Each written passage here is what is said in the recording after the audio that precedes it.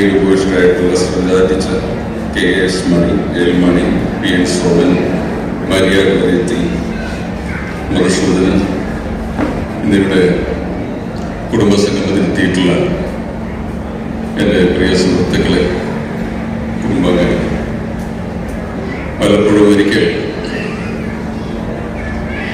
ഇങ്ങനെ എറണാകുളത്ത് എന്തെങ്കിലും പരിപാടി ഉണ്ടാകുമ്പോഴാണ് ഞാൻ എൻ്റെ ജനിച്ച വീട്ടിൽ ആലുവയിലെ കടങ്ങല്ലൂരുള്ള എൻ്റെ വീട്ടിൽ പോകാറുള്ളത്. 22 വർഷം എറണാകുളത്തുകാരനായിട്ട് ജീവിച്ചിട്ട് അതിലും അധികം വർഷം, ഏതാണ്ട് 30 വർഷത്തോളം കോഴിക്കോട്ട് ജീവിക്കുന്ന ഒരാളാണ് ഞാൻ. സന്ദർഭവശാൽ കേരളത്തിലും കേരളത്തിന് പുറത്തും ഇന്ത്യക്ക് പുറത്തുമൊക്കെ സംസാരിക്കാനും സാഹിത്യ സമ്മേളനങ്ങൾക്കുമൊക്കെ പോകുമ്പോൾ പലയിടത്തു നിന്നും പണ്ട് എറണാകുളത്ത് എന്നോടൊപ്പം പഠിച്ച സഹപാഠികളെ കണ്ടെത്തുമ്പോൾ അല്ലെങ്കിൽ ഏതെങ്കിലും ബന്ധുക്കളെ കണ്ടെത്തുമ്പോഴൊക്കെ ഈ ബന്ധുത്വത്തിൻ്റെയും സൗഹൃദത്തിൻ്റെയൊക്കെ ആഴം മനസ്സിലാക്കുന്ന സന്ദർഭങ്ങളായിട്ട് അത് പരിണമിക്കാറുണ്ട്. സന്ദർഭവശാൽ ഇവിടെ ഇപ്പോൾ എൻ്റെ ബന്ധുവായിട്ടുള്ള ശ്രീ രാധാകൃഷ്ണൻ മുഖാന്തരമാണ് നിങ്ങളുടെ ഈ കുടുംബ സംഗമത്തിൽ ഞാൻ പങ്കെടുക്കാൻ എത്തിച്ചേർന്നിട്ടുള്ളത്. എറണാകുളത്തെ മഹാരാജാസ് കോളേജിലും സെന്റ് ആൽബർട്ട്സ് കോളേജിലും ലോ കോളേജിലും ഭാരതീയ വിദ്യാഭവനിലുമൊക്കെ ഏതാണ്ട് 7-8 കൊല്ലം തുടർച്ചയായി പഠിച്ചിട്ടുണ്ട്. വർഷങ്ങൾക്ക് ശേഷം ഇവിടെ വരുമ്പോൾ ഈ നഗരം കാണുമ്പോൾ എനിക്ക് തിരിച്ചറിയാൻ പറ്റാത്ത വിധം ഇത് മാറിപ്പോയിട്ടുണ്ട് എന്ന് കണ്ട് ഞാൻ അനുഭവപ്പെടാറുണ്ട്. അതിന് പ്രധാനമായിട്ടും കാരണമായിട്ടുള്ളത് ഈ നഗരഹൃദയത്തിലൂടെ കടന്നു പോകുന്ന ഈ റെയിൽ പാതകളാണ്, ആധുനികമായിട്ടുള്ള മെട്രോ റെയിൽ പാതകളാണ്. അപ്പോൾ ഇവിടെ അതിൻ്റെ സാരഥികളുടെ സംഗമമാണ്, അവരുടെ കുടുംബാംഗങ്ങളുടെ സംഗമമാണ് എന്ന് പറയുമ്പോൾ അത് ഞാൻ ഇതുവരെയും സംബന്ധിച്ചിട്ടില്ലാത്ത ഒരു വിശേഷപ്പെട്ട ഒരു ഒത്തുചേരലിൻ്റെ സാന്നിധ്യത്തിലാണ് ഞാൻ നിൽക്കുന്നത് എന്നുള്ള സന്തോഷം കൂടി അറിയിക്കുന്നത്. TTമാരുടെ ടിക്കറ്റ് ഇൻസ്പെക്ടേഴ്സിൻ്റെ ഒക്കെ സംഘടനകളും അവരുടെ കൂട്ടായ്മകളൊക്കെ പലപ്പോഴും എന്നെ വിളിച്ചിട്ടുണ്ട്. മലയാളത്തിലെ പ്രധാനപ്പെട്ട ഏതാനും എഴുത്തുകാർ റെയിൽവേയുമായി ബന്ധപ്പെട്ട ആളുകളാണ്, നിങ്ങൾക്കറിയുമായിരിക്കും. ഏറെക്കാലം മറ്റേ കേരള സാഹിത്യ അക്കാദമിയുടെ അധ്യക്ഷനായിരുന്ന വൈശാഖ മാഷ്, ഈയിടെ റിട്ടയർമെന്റ് ചെയ്ത TD രാമകൃഷ്ണൻ, കഴിഞ്ഞ വർഷത്തെ കേരള സാഹിത്യ അക്കാദമി സാഹിത്യ നോവലിനുള്ള പുരസ്കാരം നേടിയ ഷിനിലാൽ തുടങ്ങിയവരെല്ലാം റെയിൽവേ ജീവനക്കാരാണ്. ചിലരെല്ലാം സ്റ്റേഷൻ മാസ്റ്റർമാരായിരുന്നു, ചിലർ TTമാരായിരുന്നു. അവരോടൊക്കെയുള്ള നിതാന്തമായ പരിചയം കൊണ്ട് പലപ്പോഴും റെയിൽവേയുമായി ബന്ധപ്പെട്ട സംഘടനകളുടെ പരിപാടിയൊക്കെ ഞാൻ സംബന്ധിച്ചിട്ടുണ്ട്. എന്നാൽ ഈ ലോക്കോമോട്ടീവ് പൈലറ്റുമാരുടെ ഒരു കൂട്ടായ്മയിൽ സംബന്ധിക്കാനാകുന്ന ആദ്യമായിട്ടാണ്. അതിൻ്റെ നോട്ടീസ് വായിച്ചപ്പോൾ തന്നെ എത്രമാത്രം ഏകാന്തതകളിൽ, എത്രമാത്രം ബുദ്ധിമുട്ടുകളിലൂടെയാണ് ഈ പൈലറ്റ് എന്ന ഗ്ലാമറൈസ്ഡ് ആയിട്ടുള്ള ഒരു പേരുണ്ടെങ്കിൽ തന്നെ നിങ്ങളുടെ ജീവിതം കടന്നു പോകുന്നതെന്ന് എനിക്ക് മനസ്സിലാക്കാൻ സാധിക്കും. ഞാൻ ഇങ്ങോട്ട് വരുമ്പോൾ എന്നെ കൊണ്ടുവന്ന സുഹൃത്തിനോട് ചോദിക്കുകയായിരുന്നു, ഈ ഗുഡ്സ് വാഗണുകളുടെ ഏറ്റവും പിന്നറ്റത്തെ ഒരു കോച്ചിൽ വെള്ളയും വിട്ട് പച്ചക്കൊടിയും ചുവപ്പുകൂടിയും പിടിച്ച് ഒറ്റയ്ക്ക് നിൽക്കുന്ന ഒരു ജീവനക്കാരനെ ഞാൻ എപ്പോഴും ശ്രദ്ധിക്കാറുണ്ട്. ദീർഘമായിട്ടുള്ള ഗുഡ്സ് വാഗണിന്റെ ഏറ്റവും പിന്നറ്റത്ത് അത് പലപ്പോഴും ഈ ഔട്ടറിൽ പിടിച്ചിടുമ്പോൾ അതിൻ്റെ ഏറ്റവും പിന്നറ്റത്തെ ബോഗി ഏതെങ്കിലും പാടത്തിന് നടുവോ കാട്ടിന് നടുവൊക്കെയായി ഈ മനുഷ്യനാകട്ടെ തൻ്റെ ചരക്കുകൾ മാത്രം കയറ്റിയ ഒരുപാട് വാഗനുകൾക്ക് പിന്നിൽ തൻ്റെ ഏകാന്തമായ ബോഗിയിൽ ഒറ്റയ്ക്കുമായി അയാൾക്ക് കമ്മ്യൂണിക്കേറ്റ് ചെയ്യാനാണില്ല, സംസാരിക്കാനായിട്ടില്ല. ഇപ്പോൾ മൊബൈലൊക്കെ ഉള്ളതുകൊണ്ട് വേണമെങ്കിൽ വാട്സപ്പ് നോക്കിയിരിക്കാം. പക്ഷെ പണ്ട് ഒരു 10-15 വർഷങ്ങൾക്ക് മുമ്പ് ഒരു വിനിമയ സാധ്യതകളൊന്നും ഇല്ലാത്ത ഒരു മനുഷ്യൻ ഒറ്റയ്ക്ക് ശമ്പളത്തിന് വേണ്ടി മാത്രം ഏകാന്തത അനുഭവിക്കുമ്പോൾ ഏതാണ്ട് ഒരു തടവുമുറിയിലിരിക്കുന്ന പോലെ ഒരു ഏകാന്തതയല്ലേ അത് എന്ന് ഞാൻ എപ്പോഴും ഓടിക്കൊണ്ടിരിക്കുന്ന ഒരു തടവുമുറിയിൽ, സഞ്ചരിച്ചു കൊണ്ടിരിക്കുന്ന ഒരു തടവുമുറിയിൽ ഏകനായിട്ട് ശിക്ഷയ്ക്ക് വിധിക്കപ്പെട്ട ഒരാളല്ലേ ഈ ഗാർഡ് എന്നാണ് അദ്ദേഹത്തിന്റെ പേര്, ഗാർഡ് എന്ന് പറയുന്ന ആളുടെ ജീവിതം എന്ന് പറഞ്ഞ കാരണം പൈലറ്റുമാരുടെ ജീവിതം മനസ്സിലാക്കാൻ, ലോക്കോമോട്ടീവ് പൈലറ്റുമാരുടെ ജീവിതം മനസ്സിലാക്കാൻ ഞാൻ പലപ്പോഴും ശ്രമിച്ചിട്ടുണ്ട്. എൻ്റെ പുസ്തകം വായിച്ച് പരിചയപ്പെട്ട ഒരു ലോക്കോമോട്ടീവ് പൈലറ്റ് ഒരു ദീർഘയാത്രയിൽ തീവണ്ടിയിൽ വെച്ച് എന്നെ വന്ന് പരിചയപ്പെട്ട ഒരാൾ. അദ്ദേഹം കോഴിക്കോട്ടുകാരനാണ് എന്നാണ് എൻ്റെ ഓർമ്മ. ഏതാണ്ട് 10 വർഷം മുമ്പ് ഈ ലോക്കോമോട്ടീവ് പൈലറ്റുമാരുടെ ജീവിതം എന്നോട് വിശദമായിട്ട് പറഞ്ഞിട്ടുണ്ട്. അത്ഭുതകരമായിട്ടുള്ള, വിസ്മയകരമായിട്ടുള്ള, ഏകാനന്ദം നിറഞ്ഞ ഒരു വ്യത്യസ്തമായ ജീവിതമാണ് നിങ്ങൾ നയിക്കുന്നതെന്ന് അങ്ങനെ ഞാൻ മനസ്സിലാക്കിയതായിട്ടുണ്ട്. അദ്ദേഹം പറഞ്ഞ 2-3 കാര്യങ്ങൾ ഞാൻ ഇപ്പോൾ ഓർക്കുന്നുണ്ട്. അത് രാത്രി കാലങ്ങളിൽ വന്യമൃഗങ്ങളുടെ സാന്നിധ്യമുള്ള ഏരിയകളിലൂടെ വണ്ടി ഓടുമ്പോൾ ഈ ട്രാക്കിൽ ചില മൃഗങ്ങൾ വന്ന് പെടും. അപ്പോൾ മാനായിരിക്കാം, ചിലപ്പോൾ കാട്ടുപോത്തായിരിക്കാം, ചിലപ്പോൾ ആനകൾ തന്നെ വന്ന് വിടും. അങ്ങനെയുള്ളപ്പോൾ ഈ കൂരിരുട്ടിൽ ഈ വാഹനത്തിൽ നിന്നുള്ള വെളിച്ചം മുന്നിലേക്ക് ആയതുകൊണ്ട് അവ ഓടുക, രക്ഷപ്പെടാനായിട്ട് ഓടുക ഈ വാഹനം കാണിച്ചു കൊടുക്കുന്ന വെളിച്ചത്തിലൂടെ തന്നെയായി. അപ്പൊ ട്രാക്കിൽ നിന്ന് മാറി ഓടാൻ തന്നെ പറ്റില്ല. അതിന്റെ മനുഷ്യനെ പോലെ സവിശേഷ ബുദ്ധി ഇല്ലാത്തതുകൊണ്ട് ജീവരക്ഷയ്ക്ക് വേണ്ടി ട്രാക്കിൽ നിന്ന് മാറുക എന്നുള്ള പ്രാഥമിക കാര്യം പോലും അവയ്ക്ക് അറിയാൻ സാധിക്കില്ല. വെളിച്ചം കാണിക്കുന്ന ആ പാതയിലൂടെ, ആ രഥയിലൂടെ ഈ പാവമൃഗം ഓടുകയും ഇതിന്റെ പിന്നാലെ ഓടിച്ചിട്ട് ഇടിക്കുകയും ചെയ്യും. പലപ്പോഴും അതിവർക്കും അതിനെ കുറെ ദൂരെ നിന്ന് കണ്ടാൽ പലപ്പോഴും ബ്രേക്ക് ചെയ്യാം എന്നല്ലാതെ പെട്ടെന്ന് പ്രത്യക്ഷപ്പെടുന്ന ഒരു ജന്തുവിനെ പെട്ടെന്ന് നമുക്ക് രക്ഷപ്പെടുത്താൻ സാധിക്കുകയില്ല. അതിലും ഭീകരം പലപ്പോഴും ഏകാഗിയായി ആത്മഹത്യ ചെയ്യാൻ വന്നു നിൽക്കുന്ന ഒരു മനുഷ്യനായിരിക്കും എന്ന് അദ്ദേഹം പറഞ്ഞാൽ ഓർക്കുന്നത്. ഞങ്ങളുടെ ജീവിതത്തിൽ സാർ എപ്പോഴെങ്കിലും ഒരിക്കലെങ്കിലും ഒരു ഏകാഗിയായ മനുഷ്യൻ തൻ്റെ ജീവിത നൈരാശ്യം കൊണ്ട് ജീവിതം അവസാനിപ്പിക്കാൻ ഞങ്ങളുടെ മുമ്പിൽ വന്നു പെടുമ്പോൾ ഞങ്ങൾക്ക് പലപ്പോഴും ഉടുന്നിനെ കാണുന്ന ഒരു കാഴ്ചയായതുകൊണ്ട് വാഹനം ബ്രേക്ക് ചെയ്യാനോ അദ്ദേഹത്തെ രക്ഷപ്പെടുത്താനോ സാധിക്കുകയില്ല എന്ന് അദ്ദേഹം പറഞ്ഞു. പലപ്പോഴും ചിതറിയ ശരീരഭാഗങ്ങളുമായിട്ട് കുറേ ദൂരം വണ്ടി ഓടിക്കേണ്ട നിർഭാഗ്യം പോലും ഞങ്ങൾക്കുണ്ടാവും. അപ്പോഴാണ് നമ്മൾ അത്രയൊന്നും ശ്രദ്ധിച്ചിട്ടില്ലാത്ത, ഇപ്പോൾ സമൂഹത്തിൽ പലതരത്തിലുള്ള ജോലികളുണ്ട്. വിമാനത്തിന്റെ പൈലറ്റുമാരൊക്കെ പലപ്പോഴും ഒരു അപകടത്തിൽപ്പെടുമ്പോൾ മാത്രമാണ് നമ്മുടെ ശ്രദ്ധയിൽ വരും. ഇത്രയും കിലോമീറ്ററുകൾ, ഇത്രയും വർഷങ്ങൾ വിമാനം പറത്തിയ ആൾ കരിപ്പൂര് 2 വർഷം മുമ്പ് ഒരു വിമാന അപകടം ഉണ്ടായപ്പോൾ അതിന്റെ പൈലറ്റിനെ പറ്റി വാർത്ത വന്നപ്പോഴാണ് അദ്ദേഹം എത്ര കേമനായിരുന്നു നമ്മൾ അറിയുന്നത്. അത് എത്രയോ മണിക്കൂറുകൾ ഓടിച്ചിട്ടുള്ള വളരെ വിദഗ്ധനായ വൈമാനികനാണ്. നമ്മുടെ ഒരു വലിയ MP, കോഴിക്കോട്ട് നിന്നുള്ള MP വൈകി വിമാനത്തിലേക്ക് കയറാൻ ചെന്നപ്പോൾ അതേ സമയം MP-ക്ക് വേണ്ടിയിട്ട് നിർത്തി കൊടുക്കില്ല, അതിന്റെ വലിയ വാതിലടച്ച് ആ കൃത്യസമയത്തിന് 1/2 മണിക്കൂർ മുമ്പ് വിമാനത്തിന്റെ ഡോർ ക്ലോസ് ചെയ്യും. പക്ഷെ ഇദ്ദേഹം ബലം പിടിച്ച് തന്റെ അധികാര ശക്തി ഉപയോഗിച്ച് കടന്ന് എന്തെങ്കിലും കോക്പിറ്റ് തുറന്ന് പൈലറ്റിനെ അടിക്കുകയും ചെയ്തൊരു സംഭവം നിങ്ങൾക്ക് ഓർമ്മയുണ്ടോ? ആ MP ആ പൈലറ്റിനോട് പറഞ്ഞത്, after all you are only a glamorised glorified driver എന്നാണ്. You are only a glorified driver എന്ന് പറഞ്ഞുകൊണ്ട് ഈ ഇത്രയും ജീവനുകൾ കൊണ്ട് പറക്കേണ്ടുന്ന വലിയ ഭാരിച്ച ഉത്തരവാദിത്തമുള്ള എത്രയോ മനുഷ്യപ്രാണങ്ങൾ എപ്പോഴും തൻ്റെ സ്വന്തം വൈദഗ്ധ്യത്തിലും സാഹസികതയിലും ഉൾപ്പെടുത്തിക്കൊണ്ട് പറക്കുന്ന ഒരു വലിയ ഉദ്യോഗസ്ഥനാണ് ഒരു പൈലറ്റ് എന്ന് പറയും. വിമാനത്തിന്റെ പൈലറ്റായാലും തീവണ്ടിയുടെ പൈലറ്റായാലും അതിനെ നോക്കി പരിഹസിക്കുവാനും കരണത്തടിക്കുവാനും നമ്മുടെ ഒരു അധികാരിക്ക് സാധിച്ചു, നമ്മുടെ ഒരു MP-ക്ക് സാധിച്ചു.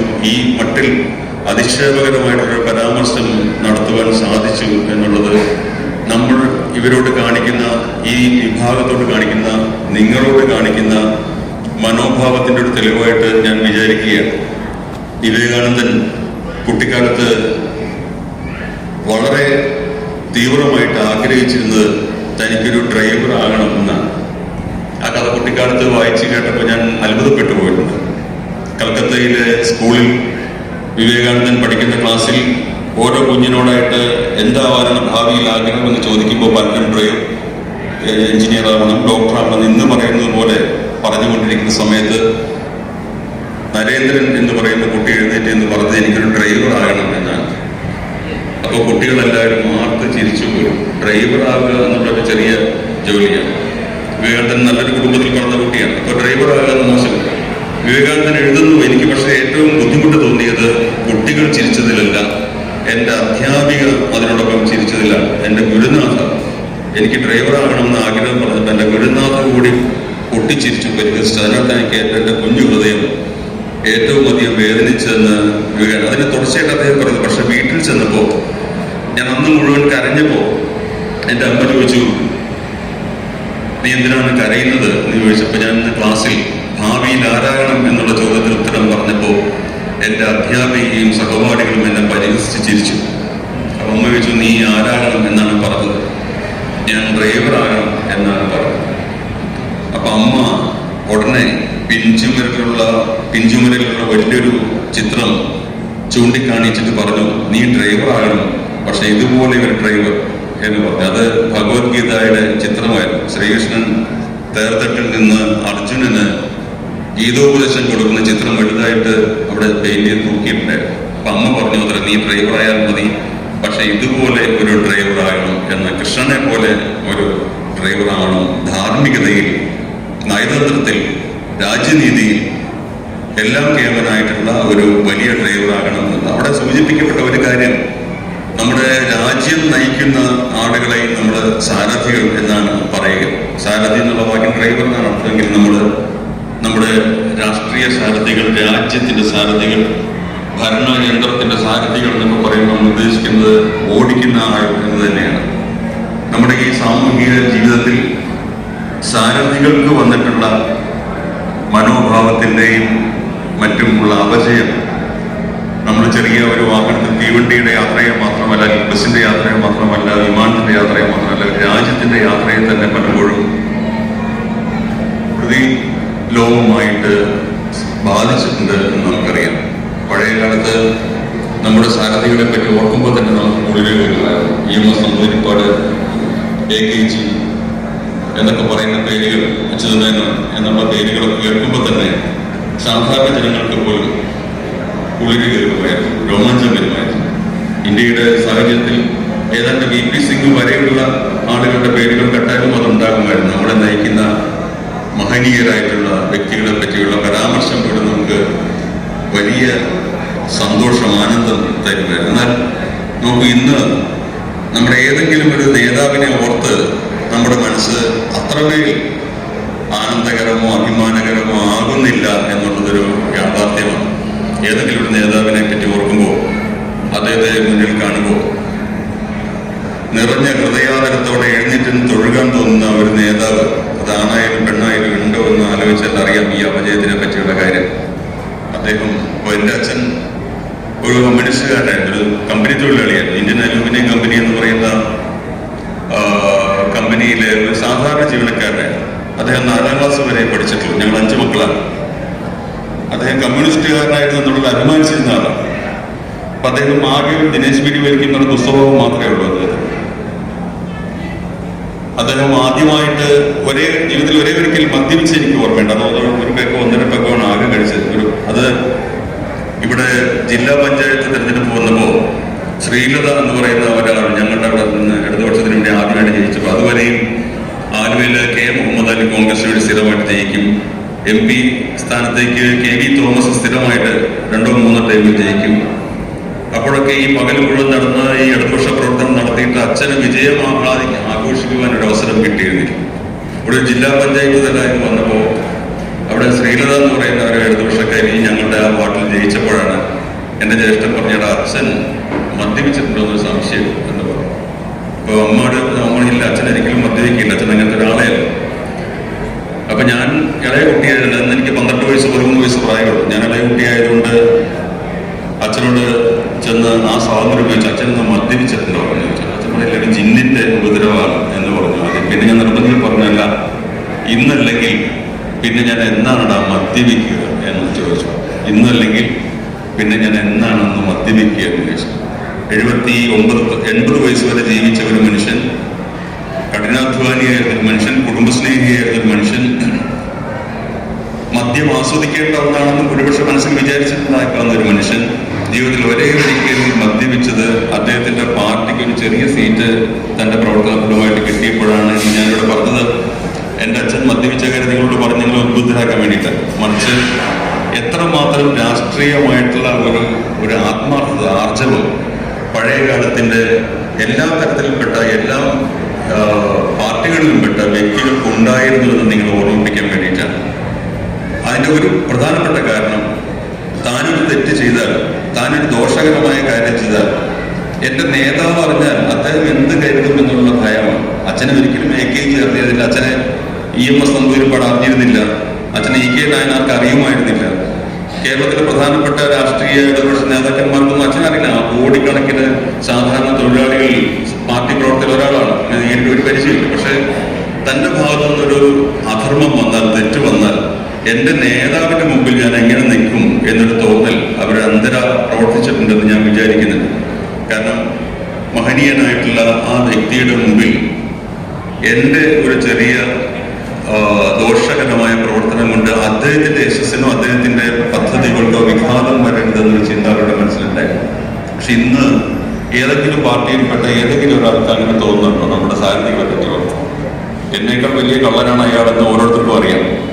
എന്നേക്കാൾ ഞാനൊരു തുക്കട കള്ളനാണെങ്കിൽ അയാൾ വലിയ വലിയ കള്ളന്മാരുടെ ചക്രവർത്തിയാണ് എന്ന് എല്ലാ പാർട്ടിയിലുള്ള എല്ലാ സാധാരണ പ്രവർത്തകർക്കും അറിയാം. അതുകൊണ്ട് ധാർമ്മികതയ്ക്ക് വിഘാതമാവുന്ന എന്തെങ്കിലും ഒന്ന് നമ്മുടെ ജീവിതത്തിൽ ചെയ്യാൻ നമുക്കാർക്കും യാതൊരു മടിയില്ല.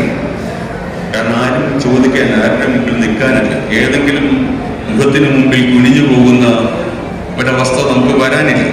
കാരണം നമ്മളെക്കാൾ ധാർമ്മികതയുള്ള ഒരാളെ കണ്ടാലേ നമുക്കത് അങ്ങനെ മനസ്സിൽ തോന്നുകയാണ്. അതുകൊണ്ട് നോക്കുമ്പോൾ അധ്യാപകരുടെ ഇടയിൽ സാരഥികൾ എന്ന് പറയുമ്പോൾ ഞാൻ അതിനെ വിടർത്തി പറയുകയാണ്.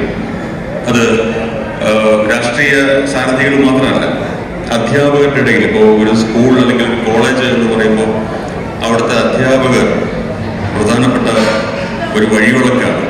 ഞാനൊക്കെ ഇന്ന് ആളുകളുടെ മുമ്പിൽ നിന്ന് 2 വാക്ക് സംസാരിക്കുന്നുണ്ടെങ്കിൽ, മാതൃഭൂമിയുടെ ആഴ്ചപ്പതിപ്പിന്റെ ചുമതല വഹിക്കുന്നുണ്ടെങ്കിൽ, എഴുത്തുകാരൻ എന്ന പേരിൽ എന്തെങ്കിലുമൊക്കെ ആയിട്ടുണ്ടെങ്കിൽ അതിൻ്റെ പിന്നിൽ വാസ്തവം പറഞ്ഞാൽ എൻ്റെ അച്ഛനമ്മമാരെക്കാൾ കൂടുതൽ എനിക്ക് തോന്നുന്നിട്ടുള്ളത് എന്നെ പഠിപ്പിച്ച ഗുരുനാഥന്മാരാണ്. പലപ്പോഴും അവർ പറഞ്ഞു തന്ന നല്ല വാക്കുകൾ, അവർ കാട്ടിത്തന്ന വഴികൾ, അവർ പ്രചോദിപ്പിച്ച പ്രചോദനങ്ങളൊക്കെയാണ് നമ്മളെ ശരിയായ പന്ഥാവിലേക്ക് നയിച്ചുകൊണ്ട് പോകുന്നത്. ഇന്നിപ്പോൾ അങ്ങനെ എത്ര പേരെ നമുക്ക് ആലോചിക്കാൻ സാധിക്കും? കഴിഞ്ഞ 20 വർഷം കൊണ്ട് നമ്മുടെ വിദ്യാഭ്യാസ സമ്പ്രദായം പാടെ മാറി എന്ന് നിങ്ങൾക്കറിയാം. അതിലൂടെ പഠിച്ച BEd കഴിഞ്ഞ്, TTC കഴിഞ്ഞ്, അല്ലെങ്കിൽ MEd കഴിഞ്ഞ് അധ്യാപകരായ പുതിയ അധ്യാപകരുടെ തലമുറ ഞാൻ പലപ്പോഴും പല കോളേജുകളിലും സ്കൂളുകളിലും പോകുമ്പോൾ ചോദിക്കും, നിങ്ങൾ അവസാനം വായിച്ച പുസ്തകം ഏതാണ്?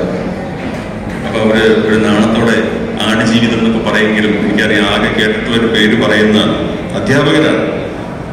അവരൊന്നും വായിച്ചിട്ടില്ല. അവസാനം ജോലി കിട്ടാൻ വേണ്ടി വായിച്ച് മടക്കിയ PSC ഗൈഡിന് ശേഷം അവർ ജന്മത്ത് ഒരു പുസ്തകം പോലും വായിച്ചിട്ടില്ല, വായിക്കാൻ ഉദ്ദേശിക്കുന്നത്. അപ്പൊ എന്നോട് ചോദിക്കും, എന്നെ ഗസ്റ്റായിട്ട് കൊണ്ടുപോകുമ്പോൾ എന്നോട് ചോദിക്കും, സാർ ഇപ്പം ഏതാ എഴുതി അവസാനം എഴുതിയത്? സാർ എന്തൊക്കെ എഴുതുക? സിനിമയ്ക്ക് എഴുതാറുണ്ടോ? അതൊക്കെയാണ് ആദ്യം അറിയുന്നത്. സിനിമയ്ക്ക് എഴുതാറുണ്ടോ എന്നുള്ളത്. സിനിമയ്ക്ക് എഴുതാറുണ്ടെങ്കിൽ നമ്മുടെ വില കുറച്ച് കൂടുതലായിട്ട് അവരെ പരിഗണിക്കുന്നതാണ് അതിൻ്റെ അർത്ഥം. അപ്പൊ അങ്ങനെ മാറിപ്പോയിരിക്കുന്നു നമ്മുടെ പരിഗണനകൾ, നമ്മുടെ ബഹുമാനങ്ങൾ, നമ്മുടെ ആദരങ്ങളെല്ലാം വേറെ ഏതോ രീതിയിലേക്ക് മാറിപ്പോയിട്ടുണ്ട് സമൂഹത്തിന്റെ. ഇപ്പൊ നോക്കൂ, വാഹനങ്ങളുടെ കാര്യം പറഞ്ഞ് ഞാൻ ഓർക്കാറുണ്ട്. പുറത്ത് UAE പോകുമ്പോൾ വാഹനങ്ങൾ ഹോണടിക്കുകയില്ല. നിങ്ങൾക്ക് പരിചയമുണ്ടാവും. എനിക്ക് ഇവിടെയുള്ള പരിഷ്കാരം ഉള്ള എന്ന് കരുതുന്ന രാജ്യങ്ങളിൽ വാഹനങ്ങൾ ഹോൺ മുഴക്കുകയില്ല. ഹോൺ എന്ന് പറഞ്ഞാൽ വാഹനത്തിന്റെ തെറി ആണെന്നാണ് അവരുടെ സംസ്കാര പ്രയോഗം. ഹോൺ അടിക്കുക എന്ന് വെച്ചാൽ വാഹനം പറയുന്ന തെറി വാക്കാണ്. ചീത്ത വിളിക്കുകയാണ് വാഹനം മറ്റൊരാളെ. മറ്റൊരു വാഹനത്തെ ഒരു വാഹനം ചീത്ത വിളിക്കുന്നതിന്റെ പേരാണ് ഈ ഹോൺ എന്ന് പറയുന്നത്. അതിന് മലയാളം അറിഞ്ഞെടുത്തുണ്ട്, ഭാഷ അറിഞ്ഞെടുത്തുണ്ട്. യന്ത്രഭാഷയുള്ള തെറിവിളിയാണ് ഹോൺ എന്ന് പറയുന്നത്. അതുകൊണ്ട് നിരത്തിൽ നമ്മുടെ മുമ്പിൽ പോകുന്ന മറ്റൊരു വാഹനത്തെ ഓവർടേക്ക് ചെയ്യാനോ വട്ടം കിടക്കുന്ന ഒരാളെ ഭയപ്പെടുത്തുവാനോ, ഇവിടെ പച്ച വെളിച്ചം തെളിയുന്നവരെ സിഗ്നലിൽ കാത്തു നിൽക്കുമ്പോൾ പോലും നിങ്ങൾ കണ്ടിട്ടുണ്ട് പലപ്പോഴും നമ്മുടെ ബാക്കിലെ വാഹനം ഹോൺ അടിച്ചുകൊണ്ടിരിക്കുക. അത് പച്ച തെളിഞ്ഞാൽ മാത്രം നമുക്ക് മുന്നോട്ട് പോകാൻ പറ്റുള്ളൂ, നമുക്കറിയാം, പിന്നുള്ളവനറിയാം. എങ്കിലും അവൻ ഈ ഹോൺ എൻ്റെ വാഹനത്തിൽ പിടിപ്പിച്ച് എനിക്ക് അടിക്കാനാണെന്നുള്ള മട്ടിൽ അവനിങ്ങനെ ഞെക്കിക്കൊണ്ടിരുന്ന് നിരസിക്കുന്നതാണ്. എന്തിനധികം പറയുന്നത്, മുമ്പിൽ പോകുന്ന വാഹനത്തിന്റെ പിന്നിൽ അതിന്റെ നിതംബ ഭാഗത്ത് എഴുതി വെച്ചിട്ടുണ്ടാകും സൗണ്ട് ഹോൺ എന്ന് എഴുതി വെച്ചിട്ടുണ്ടാകും. ഹോൺ മുടക്കട എന്നാണ് അതിൻ്റെ അർത്ഥം. നീ ഹോൺ അടിക്കുക എന്നാണ്, സൗണ്ട് ഹോൺ, ശബ്ദം ഉണ്ടാക്കുക എന്നാണ്. അപ്പൊ ഈ വ്യത്യാസം, ഈ സിവിക് സെൻസിന്റെ പൗരബോധത്തിന്റെ ഈ വ്യത്യാസം വളരെ അത്ഭുതകരമായ വിധത്തിൽ നമ്മൾ ഒരു അപജയത്തിലാണ് എന്നുള്ളത് നമുക്ക് എല്ലാവർക്കും അറിയാം. നമുക്കിതിനെ മാറ്റണമെന്ന് നമുക്ക് ആഗ്രഹമുണ്ട്. പക്ഷെ എവിടെ നിന്ന് നമുക്ക് തുടങ്ങണമെന്ന് നമുക്ക് അറിഞ്ഞൂടാ. ഇത് ശരിയല്ല എന്ന് നമുക്കറിയാം. പക്ഷെ അത് എങ്ങനെ തുടങ്ങണം എന്നറിഞ്ഞൂടാ. ആരോ പിണറായി വിജയൻ മുൻകൈയിട്ട് തുടങ്ങേണ്ടതെന്നാണ് നമ്മുടെ വിചാരം. അല്ലെങ്കിൽ മുകളിൽ നിന്ന് വേറെ ആരെങ്കിലും ഒരു ഓർഡർ ഇറക്കിയിട്ട് ശരിയാക്കട്ടെ എന്നാണ് നമ്മുടെ വിചാരം. നമ്മളായിട്ട് എന്ത് ചെയ്യും എന്ന് നമുക്ക് അറിഞ്ഞുകൂടാ. ഈ സാരഥ്യം എന്ന് പറയുന്നത് ഒരു കുടുംബത്തിൻ്റെതായാലും സാരഥിയാണ്. ഇപ്പൊ ഗൃഹനാഥൻ എന്ന് പറയുന്ന ആൾ ഒരു കുടുംബത്തിന്റെ സാരഥിയാണ് അർത്ഥത്തിൽ. അതിപ്പോ പൊളിറ്റിക്കൽ എത്രമാത്രം കറക്റ്റാണെന്ന് എനിക്കറിയാം. കുടുംബനാഥയും സാരഥിയാണ് ഒരേപോലെ തന്നെ, കുടുംബനാഥനെ പോലെ. ഞാനൊക്കെ പലപ്പോഴും എൻ്റെ സുഹൃത്തുക്കളുടെ വീടുകളിലേക്ക് കയറി ചെല്ലുമ്പോൾ അവിടെ സോഫയിൽ ഒരു പയ്യനോ പയ്യത്തിയോ അവരുടെ മൂത്തമോനോ മൂത്തമോനൊക്കെ കിടക്കുന്നുണ്ടാവും. അവരുടെ ചെവിയിൽ അല്ലെങ്കിൽ അവരുടെ ചെവിയിൽ ഇയർഫോൺ കുത്തിയിട്ടുണ്ടാവും, വീഡിയോ നോക്കിക്കൊണ്ടിരിക്കുകയായിരിക്കും, ഏതൊക്കെ സിനിമ കണ്ടുകൊണ്ടിരിക്കുകയായിരിക്കും, കിടക്കുകയായിരിക്കും, ചാരി കിടക്കുകയായിരിക്കും. അപ്പൊ നമ്മൾ കയറി ചെല്ലുമ്പോൾ നമ്മൾ സ്വയം ഒരു ബഹുമാനിതനാണ് കയറി കിടക്കുന്ന ആളാണ്. നമ്മളൊക്കെ കാണുന്ന നാല് പേർക്ക് ബഹുമാനമൊക്കെ ഉണ്ട് എന്ന് വിചാരിക്കുക, അങ്ങനെ ബഹുമാനം കണ്ടി സന്തോഷിക്കുക ചെയ്യുന്ന ആളാണ്. അപ്പോ ഇയാൾ പറയും, എടാ ഇത് ഇങ്ങനെ ഇയാളാണ് ഇങ്ങനെ മാതൃഭൂമിയുടെ പത്രാധിപരാണെന്നോ അല്ലെങ്കിൽ എഴുത്തുകാരനാണെന്നോ അല്ലെങ്കിൽ എന്റെ സുഹൃത്താണെന്നോ അല്ലെങ്കിൽ വേറൊരു മനുഷ്യനാണെന്നോ പറഞ്ഞ് പരിചയപ്പെടുത്തുമ്പോൾ ഇവനിങ്ങനെ ഈ സ്ഥാനം വീട്ടിൽ തിരിച്ചു കൊടുത്തു. അതാണ് എന്റെ ബഹുമാനം. അതായത് ഒരു നിമിഷത്തിന്റെ 10 അംശത്തേക്ക് അവൻ അവന്റെ ചെവിയിൽ നിന്ന് ഈ സുനാമി ഊരിയിട്ട് തിരിച്ചു കൂട്ടിയിട്ട് അവൻ അവന്റെ ലോകത്തേക്ക് ചന്തി പൊക്കുക എഴുന്നേൽക്കുക പോലും. നിങ്ങൾക്കറിയാം, നമ്മുടെ കുട്ടിക്കാലത്ത് ധർമ്മക്കാരൻ വന്നാൽ, മുറ്റത്തൊരു ധർമ്മക്കാരൻ വന്നാൽ നമ്മൾ എഴുന്നേറ്റേക്കും. എന്താണ് ഇല്ലെങ്കിൽ ഇല്ല എന്ന് പറയാൻ നമ്മൾ എഴുന്നേറ്റ് ചെല്ലും. അത് എന്താണ് നമുക്ക് സംഭവിച്ചതെന്നുള്ള പ്രധാനപ്പെട്ട ചോദ്യമാണ്. ധർമ്മക്കാരൻ എന്നുള്ള വാക്കുകൊണ്ട് തന്നെ നമ്മുടെ ധർമ്മം ചെയ്യുന്നവൻ ആരോ അവനാണ് ധർമ്മക്കാരൻ, അല്ലെ? തബല കൊട്ടുന്നതാണ് തബലിസ്റ്റ്, പ്രസംഗം ചെയ്യുന്നതാണ് പ്രസംഗകൻ, നൃത്തം ചെയ്യുന്നതാണ് നർത്തകൻ അല്ലെങ്കിൽ നർത്തകി എന്ന് പറയുന്ന പോലെ ഭാഷയുടെ നിഷ്പത്തി പ്രകാരം ധർമ്മക്കാരൻ എന്ന് പറഞ്ഞാൽ ധർമ്മം ചെയ്യുന്നവനാണ് ആകേണ്ടത്. പക്ഷെ നമ്മുടെ ഭാഷയിൽ മലയാളത്തിൽ ധർമ്മക്കാരൻ എന്ന് വെച്ചാൽ പിച്ചക്കാരൻ, യാചകൻ, ഒരു ഗതിക്കും ഇല്ലാത്ത പരഗതി ഇല്ലാത്തവനാണ്. ധർമ്മം വാങ്ങുന്നവനാണ് ധർമ്മക്കാരൻ. നമ്മളത് ധാർമ്മികൻ എന്നുള്ള അർത്ഥം തന്നെയാണ് ധർമ്മക്കാരൻ എന്നുള്ള വാക്ക്. ധർമ്മക്കാരൻ എന്ന് പറയുമ്പോൾ ധാർമ്മികൻ എന്നാണ് ആ വാക്കിന്റെ അർത്ഥം. പക്ഷെ നമ്മളിവിടെ ഏറ്റുവാങ്ങുന്ന ഭിക്ഷാപാത്രം നീട്ടുന്ന ആളെയാണ് നമ്മൾ ധർമ്മക്കാരൻ. അത് നമുക്കൊരു അപശകനത്തിന്റെ വാക്കാണ്. മലയാളി എന്തുകൊണ്ടോ അങ്ങനെ അത്തരം വാക്കുകൾ ഇപ്പോ ശ്രീനാരായണ ഗുരുവിനെ പോലുള്ള ഒരു വലിയ ഗുരുനാഥൻ നമ്മുടെ മണ്ണിലുണ്ടായി. അദ്ദേഹം ആണ് ആ വാക്കിനെ ഭാവിയിലേക്ക് എവിടെയെങ്കിലും എഴുതി വയ്ക്കാന്ന് എഴുതിയിട്ട് ശ്രീനാരായണ ധർമ്മ പരിപാലന യോഗം സംഘം എന്നൊക്കെ പേരിട്ട് SNDP എന്ന് പേരിട്ട്. അതിനകത്ത് ധർമ്മം എന്നൊരു വാക്കുണ്ട്. അവിടെ ധർമ്മം അങ്ങനെയെങ്കിലും ഒരു സ്ഥലത്ത് ധർമ്മം എന്ന് കിടക്കട്ടെ. പിന്നെ ആകെയുള്ള ധർമാശുപത്രിയാണ്. ധർമാശുപത്രി എന്നുള്ള വാക്കൊന്നും ഇപ്പൊ ആരും ഉപയോഗിക്കുന്നില്ല. സർക്കാർ ഹോസ്പിറ്റലിൽ പറയുന്ന പഴയ വാക്കാണ് ധർമാശുപത്രി. കാരണം ധർമ്മം എന്ന വാക്ക് അങ്ങനെയെങ്കിലും ഉച്ചരിക്കാൻ പോലും നമുക്ക് മടിയാണ്. ധർമ്മം എന്ന് പറയുന്ന സാധനം ഇല്ലല്ലേ. അതൊക്കെ എന്ത് ധർമ്മം? ധർമ്മക്കാരന്മാരാണ് ആദ്യം, ധർമ്മം എന്ന് കേട്ട ധർമ്മക്കാരനെയാണ് ആദ്യം ഓർമ്മിക്കുന്നത്. ഇത്തരത്തിലുള്ള ഒരു വലിയ അപജയം നമ്മുടെ ഭാഷയിൽ വന്നിട്ട് നോക്കൂ. ഗോപി എന്ന് പറയുന്ന അതിഗംഭീരനായിട്ടുള്ള ഒരു സിനിമാ നടൻ മലയാളത്തിലുണ്ടായിരുന്നപ്പോ കേരളത്തിന്റെ എക്കാലത്തെ ഏറ്റവും വലിയ മഹാനടന്മാരിൽ ഒരാളായിട്ട് ശ്രീ ഭരത് ഗോപി നമ്മുടെ കൂടെ ജീവിച്ചിരുന്ന കാലത്ത് കഥകളിയില് ഗോപി എന്ന് പറയുന്ന അതിഗംഭീരനായ ഒരു കഥകളി നടൻ അതേ സമയത്ത് ഉണ്ടായിരുന്ന കാലത്ത്, കലാമണ്ഡലം ഗോപി എന്ന് പറയുന്ന അതിഗംഭീരനായ ഒരു കഥകളി നടൻ അതേ സമയത്ത് ഉണ്ടായിരുന്ന കാലത്ത് മലയാളത്തിലെ ഒരു ശകാര പദം ഗോപി എന്നായിരുന്നു. അത് ഗോപിയായി എന്നാണ്. വേറെ ഒരു ഭാഷയിൽ അങ്ങനെ സംഭവിക്കുകയില്ല. ഇപ്പൊ ടാഗോർ, ബംഗാളിലെ ടാഗോർ എന്നുള്ള വാക്ക് ഒരിക്കലും ഒരു ശകാര പദമാകില്ല. അത് ടാഗോറായി എന്നൊന്നും ആരും പറയില്ല. കാരണം ടാഗോർ എന്നുള്ള പേര് കിട്ടാൻ ആദ്യം അവരുടെ മനസ്സിൽ, അല്ലെങ്കിൽ ബങ്കിം ചന്ദ്രൻ എന്നുള്ള പേര് കിട്ടാൻ, അല്ലെങ്കിൽ അത്തരത്തിലുള്ള അവർ ഉത്തരേന്ത്യയിലെയോ ഏതെങ്കിലും മറ്റ് ഭാഷകളിലെയോ, തമിഴ്നാട്ടിലാണെങ്കിൽ പെരിയാർ എന്നുള്ള വാക്ക് കേട്ടാൽ, അല്ലെങ്കിൽ ഇളയരാജ എന്നുള്ളൊരു പേര് കേട്ടാൽ ഒക്കെ അവർക്ക് ബഹുമാനം മാത്രമേ ഉണ്ടാവുള്ളൂ. നമുക്ക് പക്ഷെ രണ്ട് വലിയ നടന്മാരുടെ പേര് മലയാളം കണ്ട എക്കാലത്ത് രണ്ട് വലിയ നടന്മാർ. ഞാൻ നടന്മാരുടെ കാര്യം പറഞ്ഞതെന്ന് വെച്ചാൽ എഴുത്തുകാരെന്ന് എല്ലാവരും അറിയണമെന്നില്ല, പക്ഷെ നടന്മാരെ എല്ലാവരും അറിയും. സിനിമാ നടന്മാരെ പ്രത്യേകിച്ച് അറിയും. ഇനി സിനിമയുടെ സംഭവമില്ലാത്തവരാണെങ്കിൽ കഥകളി നടന്മാരെ എല്ലാവരും അറിയും. അപ്പോൾ മുഴുവൻ 3 കോടി ജനങ്ങൾക്കും, അന്ന് 3 കോടിയാണ്, 3 കോടി ജനങ്ങൾക്കും പേര് കേട്ടാൽ തിരിച്ചറിയാവുന്ന ഒരു പേരാണ് ഗോപി എന്നുള്ളത്. ഗോപി എന്ന് പറഞ്ഞാൽ ആദ്യം നമ്മുടെ മനസ്സിൽ ഓർമ്മ കേട്ട ഭരത് ഗോപിയോ കലാമണ്ഡലം ഗോപിയോ ആയിരുന്ന ഒരു കാലത്ത് നമ്മുടെ ഭാഷയിൽ എങ്ങനെയോ ഗോപി എന്നൊരു വാക്ക് വന്നു. ഗോപിയായി നിങ്ങൾ കേട്ടിട്ടുണ്ടാവും. ഞാൻ നമ്മൾ പറയുകയല്ല ഞാൻ വിചാരിക്കുന്നു. ഗോപിയായി എന്ന് പറഞ്ഞാൽ അത് ചീറ്റിപ്പോയിന്നോ അല്ലെങ്കിൽ അത് എന്താ മറ്റു വാക്കുകൾ ഞാൻ പറയുന്നു വളരെ ബഹുമാനിക്കുന്നത്. ഇനി അത് കഴിഞ്ഞ് കാലം കഴിഞ്ഞപ്പോ ശശി തരൂർ എന്ന് പറഞ്ഞാൽ ലോകാരാധനായിട്ടുള്ള മലയാളി ഉണ്ടായി. ലോകത്തിന്റെ മുഴുവൻ മുമ്പിൽ കൊണ്ടുവയ്ക്കാൻ പറ്റിയ ഒരു കേവലായിട്ടുള്ള മനുഷ്യനാണ് ശശി തരൂർ. അതിന്റെ പ്രസംഗം നിങ്ങൾ കേട്ടണമെന്ന് എനിക്കറിയില്ല. മലയാളമല്ല ഇംഗ്ലീഷിലുള്ള പ്രസംഗം. അതേ മലയാളത്തിൽ വൈദഗ്ധ്യമില്ല. മലയാളി ആയിട്ട് ജീവിക്കാൻ അദ്ദേഹത്തിന് ഭാഗ്യം കിട്ടിയിട്ടില്ല. അതുകൊണ്ട് അത്രയും ഗംഭീരനായിട്ടുള്ള ഇന്റർനാഷണൽ മലയാളി എന്ന് വിളിക്കാവുന്ന ഇപ്പോഴത്തെ നിലയിൽ ഒരു ഇന്റർനാഷണൽ മലയാളി എന്ന് നമുക്ക് ആദ്യം ഓർമ്മ വരുന്ന ശശി തരൂര് കേമനായി വന്ന കാലത്ത് മലയാളത്തിൽ പെട്ടെന്നൊരു വാക്ക് ഉത്ഭവിച്ചു, ശശിയാവുക. ശശിയാവുക എന്ന് വെച്ചാൽ എന്താ? കേമനാവുക എന്നൊരു അർത്ഥം നേരത്തെ പറഞ്ഞാൽ ഗോപിയാവുക എന്ന് തന്നെയാണ്.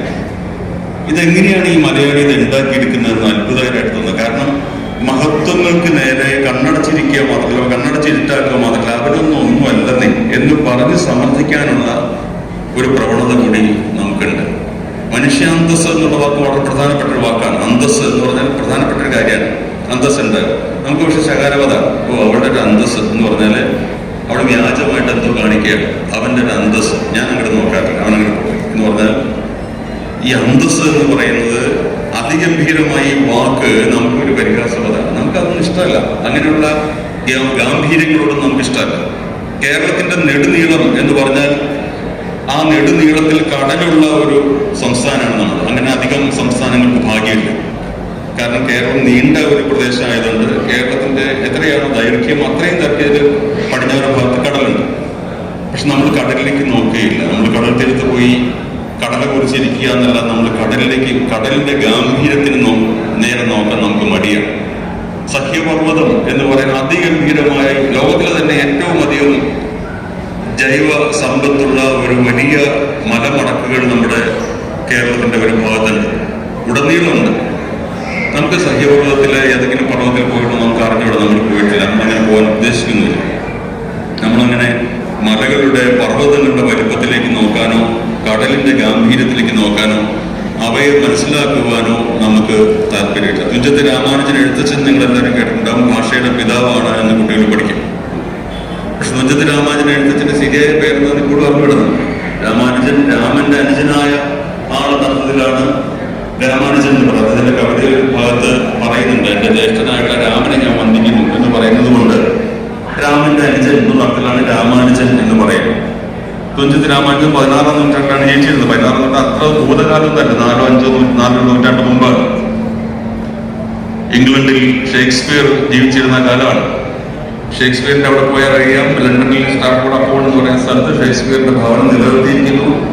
അദ്ദേഹത്തിന്റെ അതേ കാലത്തെ അതേ വേഷഭൂഷാദികളുടെയും ആചാരരീതികളുടെയും ഭാഷാക്രമത്തോടെയും എല്ലാം ഒരു വലിയ ഏരിയ സംരക്ഷിച്ചിരിക്കുകയാണ് ഇംഗ്ലണ്ട്, ലണ്ടൻ ഗവൺമെന്റ്. അതേ കാലത്തുണ്ടായിരുന്ന നമ്മുടെ ഭാഷയുടെ പിതാവ് എന്ന് വിളിക്കുന്ന ഷേക്സ്പിയർ ഇംഗ്ലീഷ് ഭാഷയുടെ പിതാവും തന്നെ.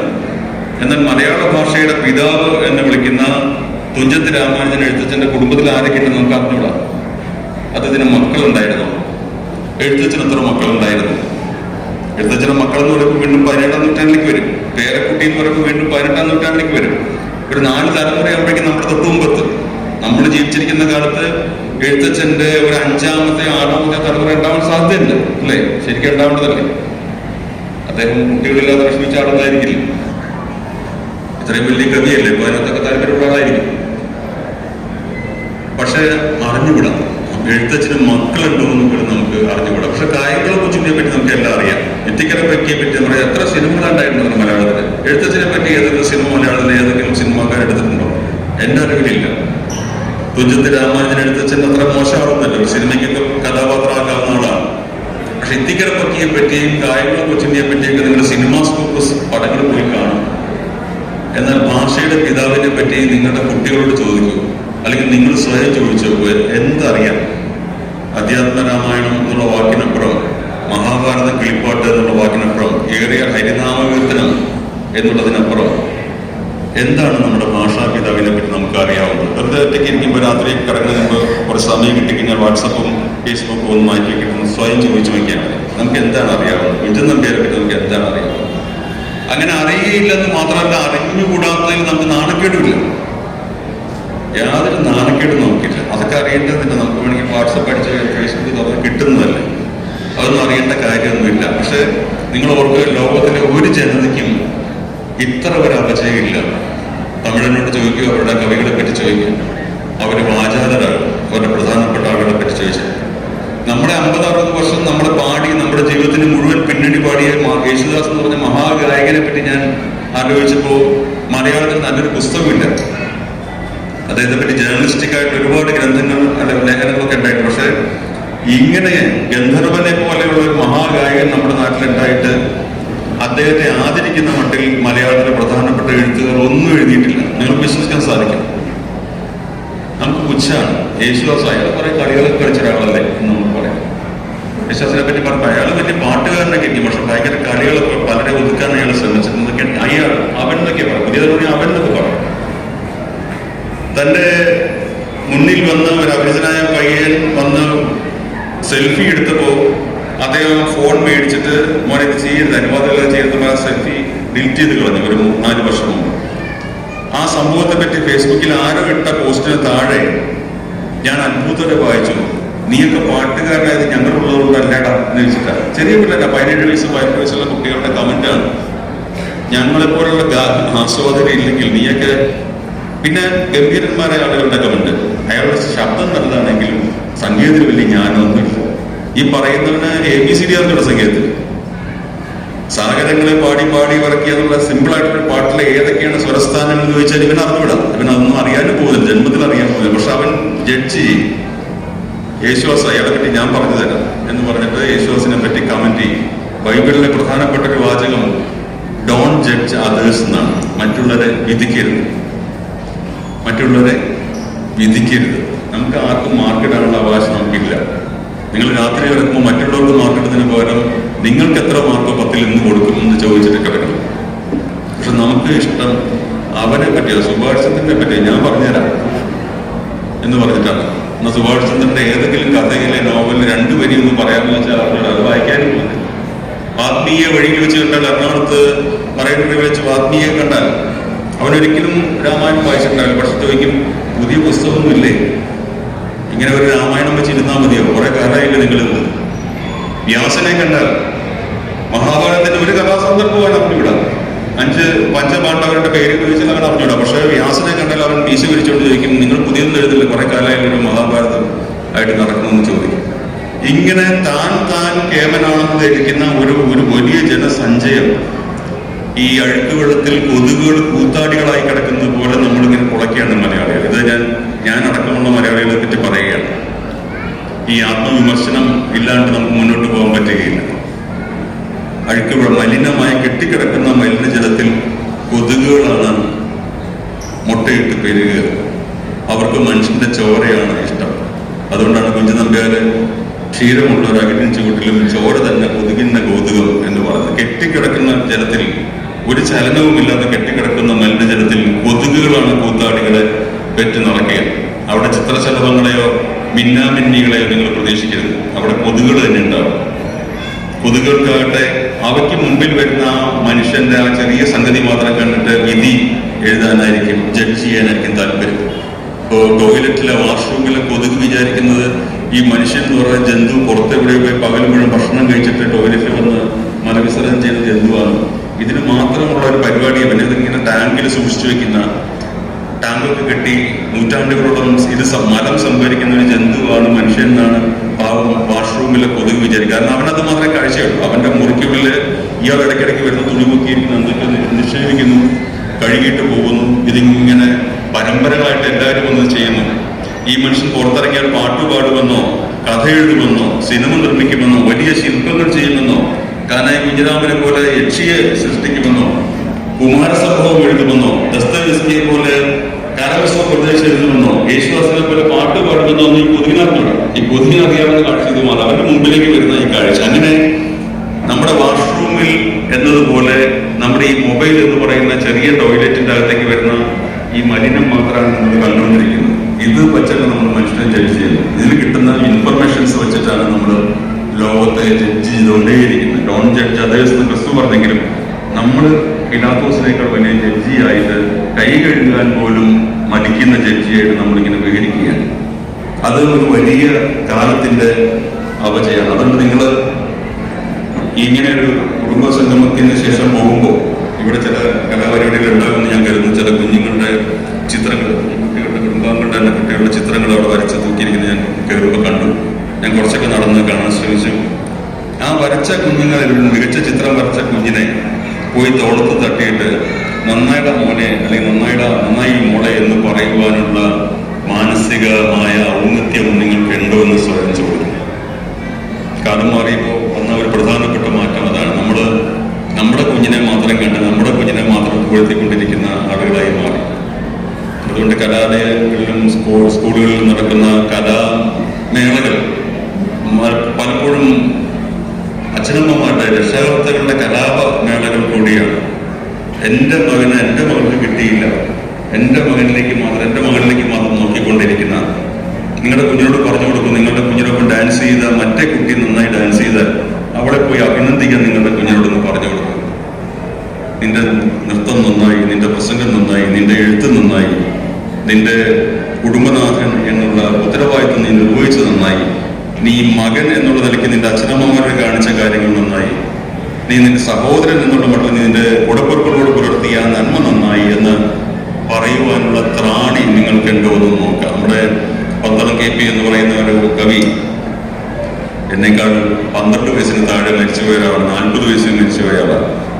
അദ്ദേഹം എഴുതിയ ഒരു പ്രാർത്ഥന ഇത്തരം ഒത്തുചേരുകളുടെ മുന്നോടിയായിട്ട് നമ്മുടെ സ്കൂളിൽ പ്രാർത്ഥനയായിട്ട് ഒരു ചൊല്ലിയിരുന്നു. ദൈവമേ കൈതൊഴാം കേൾക്കുമാറാകണം, പാവമാവിനെ നീ കാക്കുമാറാകണം എന്ന് പറയുന്നത് നിങ്ങൾക്ക് പഴയ ആളുകൾക്ക് ഓർമ്മയുണ്ടോ? പുതിയ തലമുറയ്ക്ക് അത് കേൾപ്പിക്കുന്നില്ല.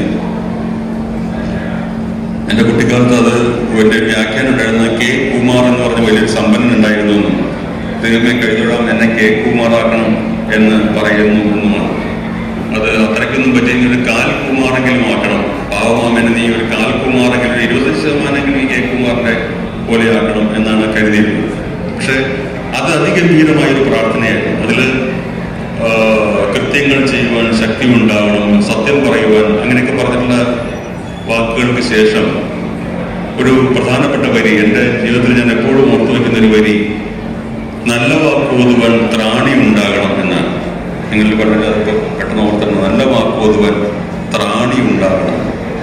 എന്താണ് അത്ര പ്രധാനപ്പെട്ട കാര്യം?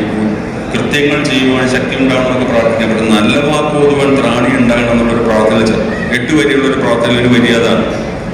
അതിനർത്ഥം നല്ല വാക്കോതുവാനുള്ള ത്രാണി നമ്മളിൽ പലർക്കും ഇല്ല എന്നുള്ളതാണ്.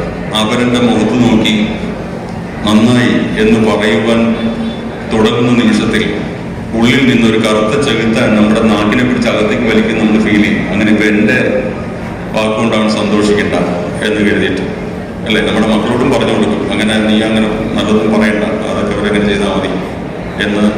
കുട്ടികൾക്ക് അത്ഭുതമാണ്. വീട്ടിൽ കയറി വരുന്ന ആളുകളോട് ഭയങ്കര നല്ല പെരുമാറുന്ന എൻ്റെ അച്ഛനും അമ്മയും അവർ പോയി കഴിയുമ്പോൾ ഉടനെ അവരെ പറ്റി ദോഷം പറയുന്ന കുഞ്ഞിനും ഞെട്ടിപ്പോവാണ്. ഇതെന്താ ഈ അച്ഛനും അമ്മയ്ക്കും പറ്റിയത്? എന്നിട്ട് ഇവര് കുട്ടികളോട് പറയാതെ നീ നല്ല മനുഷ്യനാവണം, ഭാവിയിൽ നീ വലിയ ആളാണെന്ന് പറഞ്ഞു കൊടുക്കുക. ഈ കുട്ടികൾ ജഡ്ജ് ചെയ്യുന്നുണ്ട്. നമ്മൾ എന്താണ് കാണിക്കുന്നത്? നമ്മുടെ ഈ അനന്തമായ ഊച്ചാളിത്തം നമ്മുടെ മക്കൾ കണ്ടുകൊണ്ടിരിക്കുന്നുണ്ട്. എന്നിട്ട് നമ്മൾ അവരെ ഉപദേശിക്കുവാനും അവരെ ധർമ്മിഷ്ഠരാക്കുവാനും അവരെ വലിയ ആളുകളാക്കുവാനൊക്കെ നമ്മൾ നിരന്തരമായിട്ട് ക്ലേശിക്കുകയാണ്. നമ്മളോട് കുട്ടികൾ മോശമായിട്ട് പെരുമാറുമ്പോൾ നമ്മൾ പറയുകയാണ്, എന്തിനെന്താ ഇങ്ങനെയെന്ന് അറിയില്ല. ഞാനൊക്കെ എൻ്റെ അച്ഛനോടും അമ്മയോടും എന്ത് നല്ല പെരുമാറ്റമായിരുന്നു. ഇവൻ കാണുന്നുണ്ട് ഈ അച്ഛനെ അമ്മ ഇയാള് പട്ടിയെ പോലെ, അടുക്കളയിലെ നാറത്തേപ്പിനെ പോലെ ചവിട്ടി അരയ്ക്കുന്ന ഈ കുഞ്ഞ് കാണുന്നുണ്ട്. സ്വന്തം അച്ഛനോടും അമ്മയോടും തൻ്റെ അച്ഛനും അമ്മയും പുലർത്തുന്ന അവഹേളനം നമ്മുടെ കുഞ്ഞുമക്കൾ കാണുന്നുണ്ട്. അത് കണ്ടിട്ടാണ് അവർ വളരുന്നത്. എന്നിട്ട് നമ്മൾ ഇതിൻ്റെ ഇടയ്ക്ക് ദുഃഖിക്കുകയാണ്. ഇതെങ്ങനെയായി നമുക്ക് മനസ്സിലാവുന്നത്? ഇത് എന്ത് സംഭവിച്ചു?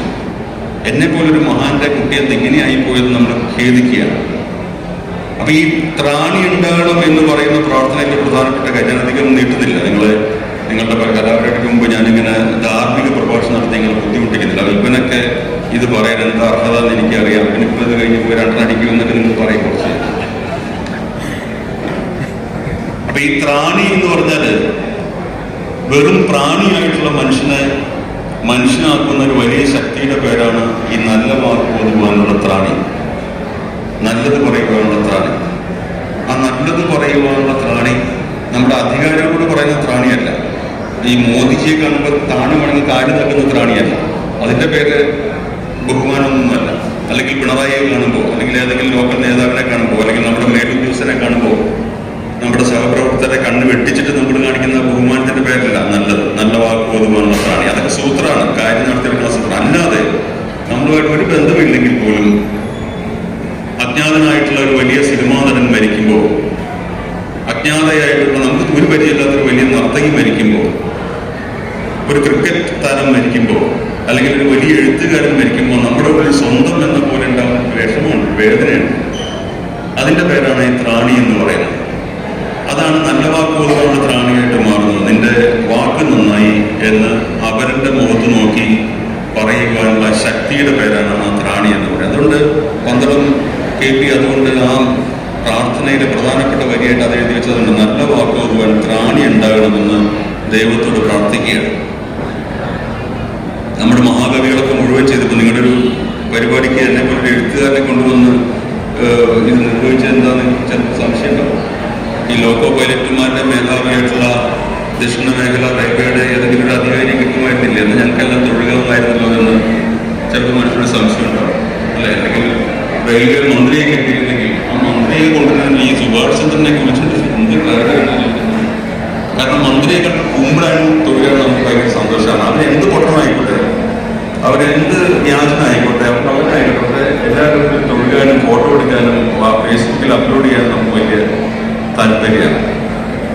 ഈ ബഹുമാനത്തെ സംബന്ധിക്കുന്ന ഈ വ്യത്യാസം നമ്മുടെ സമൂഹത്തിൽ വരുത്തിയ വലിയ വൈപരീത്യം അതികഠിനമായിട്ടാണ് ഞാൻ കരുതുന്നത്. നിങ്ങൾക്ക് അത് ഭാവിയിൽ, ഇപ്പോൾ ഞാൻ പറഞ്ഞു തന്നിട്ടൊന്നും വേണ്ട, നിങ്ങൾ വളരെ എന്നേക്കാൾ മുതിർന്ന ആളുകളാണെന്ന് എനിക്കറിയാം. എൻ്റെ ഒരു പ്രഭാഷണം ശ്രദ്ധിച്ചുകൊണ്ടോ അല്ലെങ്കിൽ എൻ്റെ സംസാരം കേട്ടുകൊണ്ടോ മാറ്റേണ്ടോ കാര്യം, പക്ഷെ നിങ്ങൾക്ക് സ്വയപ്പോഴെങ്കിലും അങ്ങനെ തോന്നുവാൻ കഴിയട്ടെ എന്ന് ഞാൻ പ്രാർത്ഥിക്കുകയാണ്. നമ്മുടെ ചരിത്രത്തിൽ റെയിൽവേ എന്ന് പറയുമ്പോൾ എന്നെപ്പോലുള്ള എഴുത്തുകാർക്ക് അത് പലതരം ഓർമ്മകളാണ് ഉണ്ടാക്കുന്നത്. 1921 കോഴിക്കോട്, ഞാൻ താമസിക്കുന്ന കോഴിക്കോടിനടുത്തുള്ള താനൂരിൽ നിന്ന്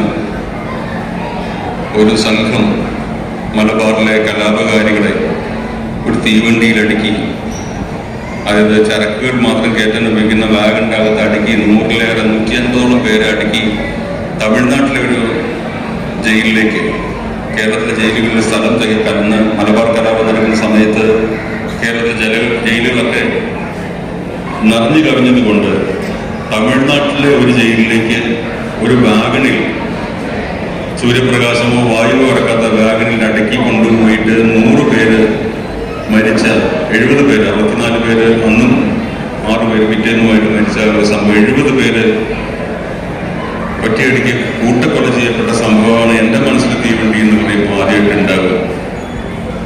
മനുഷ്യത്വരഹിതമായിട്ടുള്ള ഒരു സംഭവം എൻ്റെ മനസ്സിൽ തീവണ്ടി എന്ന് പറയുമ്പോൾ ഇന്ത്യയിൽ ആദ്യമായിട്ട് ഒരു റെയിൽവേ അപകടത്തിൽ ആത്മഹത്യ ചെയ്ത മഹാനായ മനുഷ്യനെ പറ്റിയുള്ള ഓർമ്മയാണ് വരിക. 1928 നമ്മുടെ ബാലഗംഗാധര തിലകൻ, ലോകമാന്യ ബാലഗംഗാധര തിലകന്റെ 3 മക്കളുടെ 3ാമത്തെ മകനായിട്ടുള്ള ശ്രീധർ എന്ന് പറഞ്ഞ യുവാവ്, 34 വയസ്സുള്ള യുവാവ്, തീവണ്ടിക്ക് പൂനെയിൽ നിന്ന് മുംബൈക്ക് പോകുന്ന തീവണ്ടിക്ക് മുമ്പിൽ തലവെച്ച് മരിച്ച സംഭവമാണ് എൻ്റെ മനസ്സിൽ ആദ്യം ഉണ്ടാവുക. കാരണം ശ്രീധർ ഈ ബാലഗംഗാധര തിലകന്റെ മകനായിരുന്നിട്ട് പോലും അന്നേ ഇന്ത്യയിൽ ഉണ്ടായിരുന്ന സവർണ ബ്രാഹ്മണ്യത്തിനെതിരെ കലാപം ഉന്നയിച്ച ചെറുപ്പക്കാരനാണ് അദ്ദേഹം. മിശ്രഭോജനം, പന്തിഭോജനം എന്നൊക്കെ നമ്മുടെ കേരളത്തിൽ കേട്ട ആ സംഗതിയുടെ തുടക്കക്കാരൻ അദ്ദേഹമാണ്. 28 ബ്രാഹ്മണർക്കൊപ്പം കീഴ്ജാതിക്കാരെയെല്ലാം നിർബന്ധപൂർവ്വം ഇരുത്തി ഊണ് കഴിപ്പിച്ച ആളാണ് ഈ ശ്രീധർ തിലക് എന്ന് പറയുന്നത്. അദ്ദേഹത്തിനെ നമ്മുടെ ചരിത്രത്തിൽ വായിച്ചാൽ കാണില്ല. കാരണം അത് കാണിക്കേണ്ട ആവശ്യം നമ്മുടെ ഭരണാധികാരികൾക്കില്ല. ഇന്ത്യയിലെ ആദ്യത്തെ തീവണ്ടി ആത്മഹത്യ അതാണ്, ശ്രീധർ തിലകിന്റെ ആത്മഹത്യ 1928. അങ്ങനെയുള്ള കുറെ, അംബേദ്കർ ശ്രീധർ തിലകിനെയാണ് പറഞ്ഞത് ലോകമാന്യൻ എന്ന പേരിന്, ആ ടൈറ്റിലിന് അർഹൻ, അച്ഛനേക്കാൾ കൂടുതൽ അർഹൻ ഈ മകനാണ് എന്ന് പറഞ്ഞു. കാരണം ബാലഗംഗാധര തിലകൻ ഭഗവത്ഗീതയുടെ വ്യാഖ്യാനമൊക്കെ നടത്തിയിട്ട് ഏതാണ്ട് സവർണ ഫ്യൂഡൽ സർട്ടിഫിക്കറ്റ് തന്നെ ഒരാളായിട്ട് കോൺഗ്രസ്സുകാരനായിരിക്കെ തന്നെ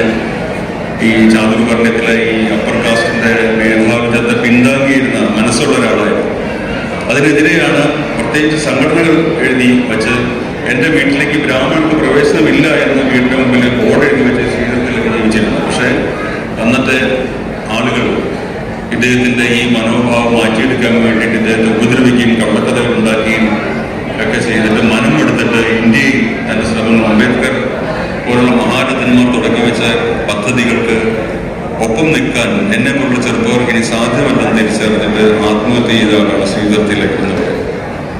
അങ്ങനെ നിരവധിയായിട്ടുള്ള ഒരു വാഹനത്തിന്റെ മുന്നിട്ടുള്ള ജാഥ പ്രയാണം എന്ന് പറയുമ്പോൾ ഞാനൊരു ജാഥ പറഞ്ഞു. ഞാൻ അവസാനം എഴുതിയ കഥ ജ്ഞാനസ്നാനം എന്ന് പറയുന്ന കഥയാണ്.